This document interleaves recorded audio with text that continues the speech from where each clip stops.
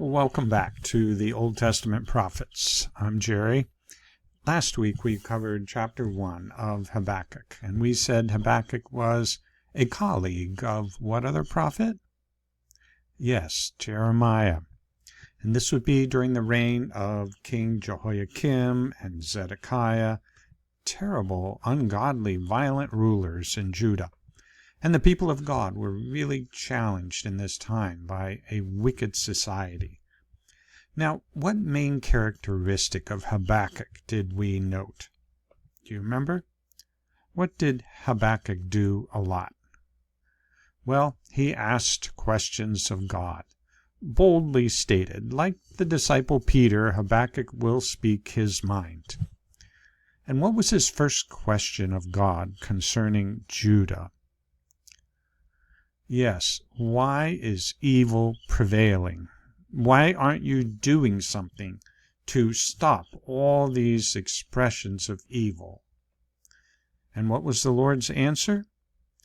He was bringing Babylon to attack as discipline to bring Judah to repentance. I think that might sober some people up, to put some fear of God in them. Now the Lord had been giving this warning about Babylon for a long time, and now soon it would happen. Well, how long had this warning been given? Well, I mentioned before that the prophet Isaiah predicted the Babylonian captivity about a century before. Listen to this verse. The Lord will bring a nation against you from far away, from the end of the earth, swooping down like the eagle, a nation whose language you do not understand, a hard-faced nation, who shall not respect the old or show mercy to the young. And the paragraph goes on with more specifics. This exactly matches what Habakkuk said in chapter 1, which we covered last week. Only this verse that we're now reading actually was not found in Isaiah a century before, but in Deuteronomy about 8 centuries before, where the Lord was listing those things that would happen if the nation turned from him. Wow, and now that warning verse was coming to pass. But then Habakkuk asked this question: how could you use an even more wicked nation to discipline your people? And God patiently listened and answered. Now let's look at this second reply by the Lord. And the Lord answered me, write the vision, make it plain on tablets, so he may run who reads it. That is, the messenger can run with the tablet and make a public announcement. For still the vision awaits its appointed time. It hastens to the end. It will not lie. For if it seems slow, wait for it. It will surely come. It will not delay. So this prophecy will happen later. You might think it is slow being fulfilled, but it will come. Now, how much later? Well, it would turn out about 66 years later, and 66 to 70 years later in the future, beyond the lifetime of almost all. This prophecy is about Babylon. In chapter 1, the Lord had presented Babylon as an impressive, invincible army, but notice the difference in how the Lord reveals Babylon in this second answer. Behold, his soul is puffed up. It is not upright within him, but the righteous shall live by his faith.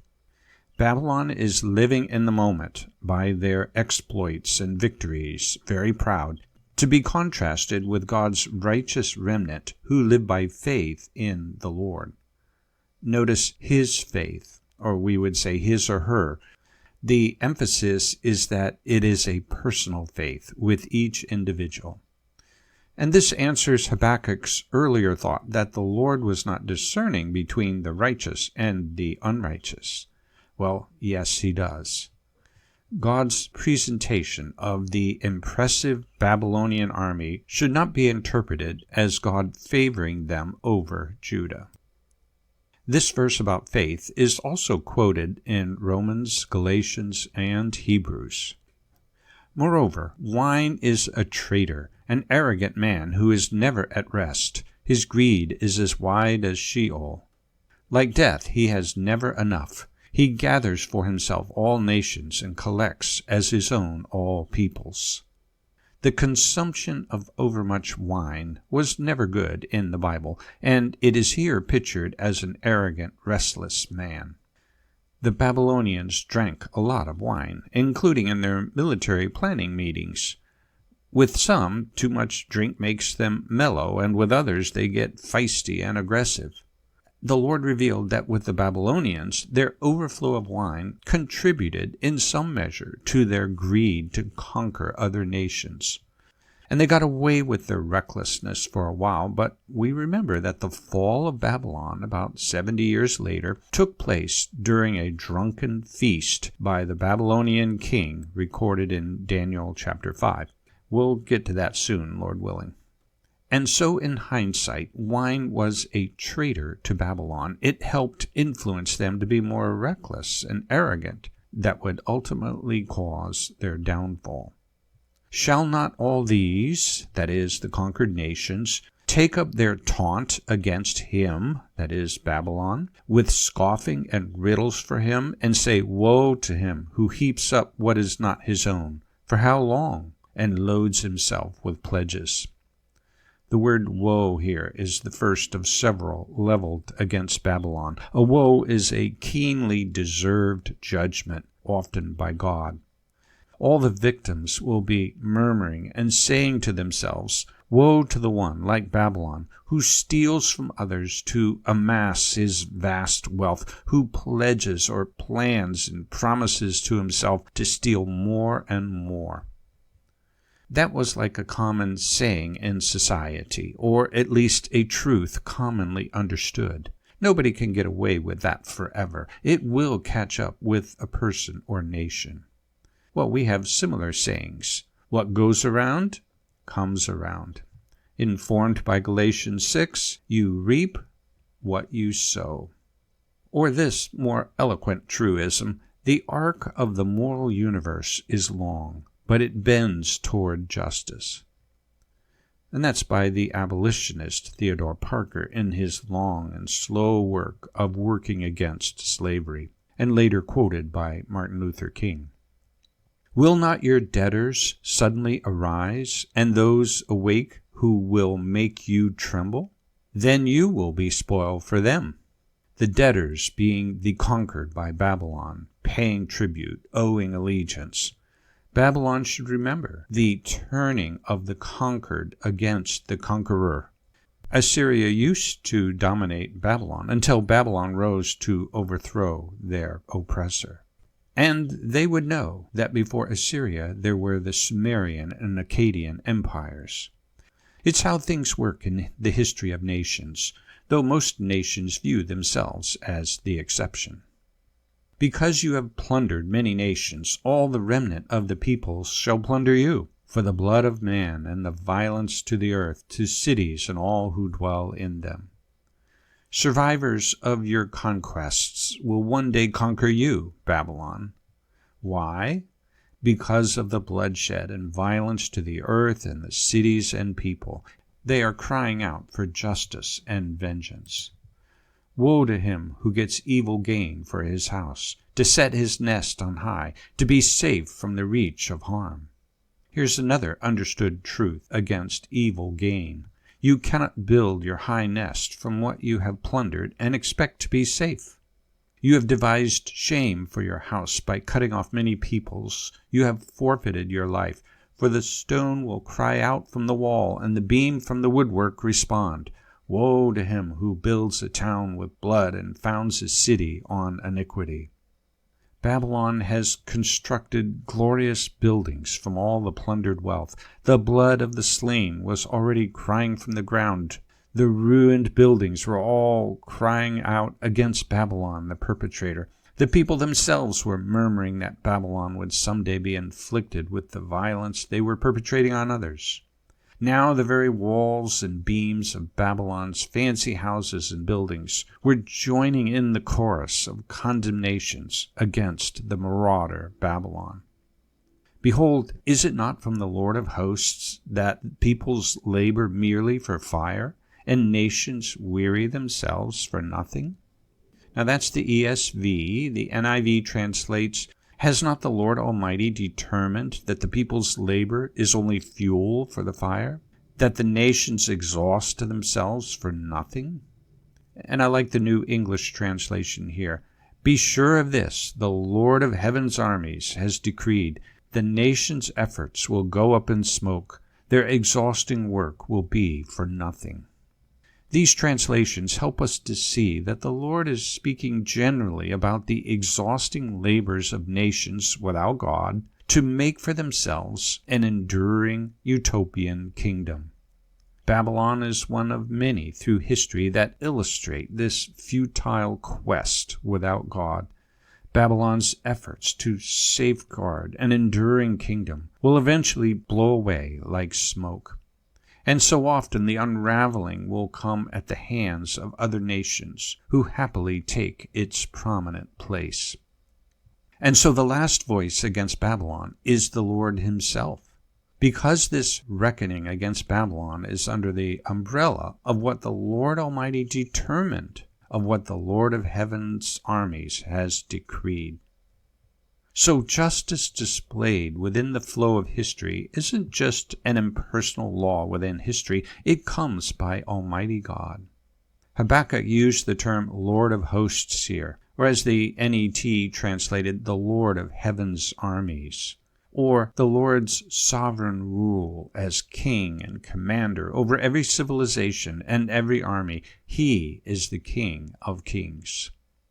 And what will the Lord of hosts do in human history that is different than the futile efforts of human kingdoms? The next verse. For the earth will be filled with the knowledge of the glory of the Lord as the waters cover the sea. See these contrasting verses together. Be sure of this, the Lord of heaven's armies has decreed, the nation's efforts will go up in smoke, their exhausting work will be for nothing. For the earth will be filled with the knowledge of the glory of the Lord as the waters cover the sea. Oh, so beautiful. What the nations without God cannot do, the Lord will achieve, that perfect civilization. That's what we long for in the future, a time when the Lord will reign. And notice he didn't just say the earth will be filled with the glory of the Lord, but with the knowledge of the glory of the Lord. People will know and worship the Lord, not a forced compliance as the nations practice. But now another woe to Babylon. Woe to him who makes his neighbors drink. You pour out your wrath and make them drunk in order to gaze at their nakedness. You will have your fill of shame instead of glory. Drink yourself and show your uncircumcision. The cup in the Lord's right hand will come around to you, and utter shame will come upon your glory. A general woe concerning a person who forces drink upon neighbors to be entertained by how they shame themselves when drunk.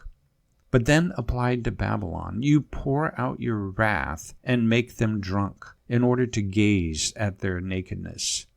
So when Babylon poured out their wrath upon their neighboring nations, it was metaphorically like Babylon pouring their wine into them that weakened them, that put them in an altered state of fear and dread. And the victims were doing all their futile things to try and preserve themselves, and Babylon was enjoying the shameful show. But one day that wrath will be poured upon Babylon. The Lord is holding that cup of the wine of his wrath, and Babylon will be shamed before all. The violence done to Lebanon will overwhelm you, as will the destruction of the beasts that terrified them, for the blood of man and the violence to the earth, to the cities and all who dwell in them. And Babylon had conquered Phoenicia, that is, ancient Lebanon, and they were plundering their precious cedar timbers to build their own palaces. and the killing of the animals in those forests. And then the repetition of this sentence from verse 8 as to the cause, for the blood of man and violence to the earth, to cities and all who dwell in them. It's like the chorus of a dirge, repeating, now with Lebanon's voices. Another cry for justice against Babylon because of all the bloody violence and destruction. It's like what the Lord said to Cain, Adam and Eve's son, after Cain killed his brother Abel. The Lord said, "The voice of your brother's blood is crying to me from the ground." Now there's one more subject about Babylon, their idolatry. Habakkuk was under the impression that the Lord did not notice their paganism. He did. What profit is an idol when its maker has shaped it, a metal image, a teacher of lies? For its maker trusts in his own creation when he makes speechless idols. Woe to him who says to a wooden thing, "Awake," to a silent stone, "Arise." Can this teach? Behold, it is overlaid with gold and silver, and there's no breath at all in it. Not only is all this idolatry of no good or value, it is worthy of a woe or judgment from God. And this is in great contrast to the final verse of God's answer. But the Lord is in his holy temple. Let all the earth keep silence before him. The idols are silent before the people, but we are to be silent before the living God. However, this last verse is here for more than just a contrast with the Babylonian idols. It is the conclusion statement of the whole answer of God in this passage. It's the anchor. The Lord is in his holy temple, on the throne, in charge, sovereign over all things. And the Lord instilled within his creation on earth a sense of and a strong desire for justice and rightness. So much so that even the conquered nations were murmuring these sayings and common knowledge concerning a future fall of Babylon. In the case of Babylon, and often enough in history, the justice was in kind. Will not your debtors make you tremble? Then you will be spoil for them. The remnant of the peoples shall plunder you. The cup in the Lord's right hand, that is, of judgment and shame, will come around to you. The violence done to Lebanon will overwhelm you. Ancient Rome fought 3 wars against the Carthaginian Empire in North Africa, called the Punic Wars, largely over trade competition. But at the end of the last war in 146 BC, Rome unnecessarily and cruelly destroyed their capital city, Carthage. It was senseless violence forced upon the Roman military by a radical majority in the Senate. The task of destroying Carthage was given to the Roman general Scipio, a man of culture and learning. The ancient historian Plutarch related that as Scipio was watching his army burn the city and kill so many people, tears came to his eyes. And when asked about this, he said he had a strange foreboding that one day the same would be done to their city of Rome. I think Scipio recognized that nations that perpetrate cruelty upon other nations, as they were doing right then, those nations will one day reap the same. And he was correct. Rome did. There is a divine justice within the world that one can notice in the flow of time, which we as believers know comes from the God of the Bible. It's the message of both Psalms 37 and 73. Psalm 37 notes, "I have seen the ruthless, wicked people growing in influence, like a green tree grows in its native soil. But then one passes by, and suddenly they have disappeared. I looked for them, but they could not be found." So let's pull all this together. In Habakkuk chapter 1, the sins and violence of Judah overwhelmed the prophet. He could only see the day-to-day injustice and pressure against God's people. "How can you allow all this, Lord, and do nothing?" Habakkuk asked.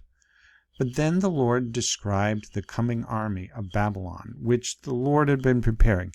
Then Habakkuk wondered, why has this pagan nation, why are they so privileged by God to do this, when they are even more wicked than us?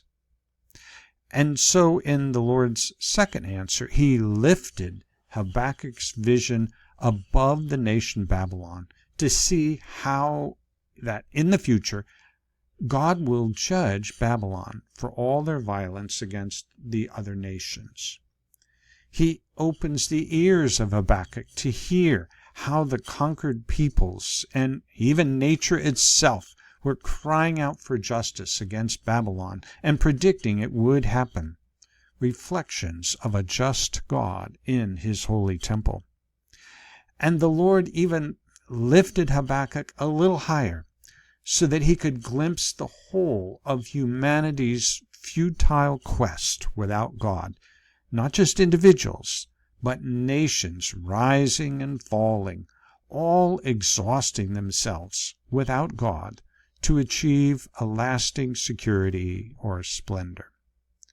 But after humanity has done their best, then the Lord will graciously act. And as the Lord through Habakkuk wrote, "For the earth will be filled with the knowledge of the glory of the Lord, as the waters cover the sea." How well do the waters cover the sea? Well, pretty well. There's the triumphant conclusion and new beginning that all human history is heading toward. So by your faith, wait for it, Habakkuk. Wait for it, Judah. Wait for it, 21st century remnant of believers. The righteous live by their faith in the Lord and in what he has revealed. Well, I'm eager to share Habakkuk's response to all this in chapter 3, Lord willing, next week. Thanks very much.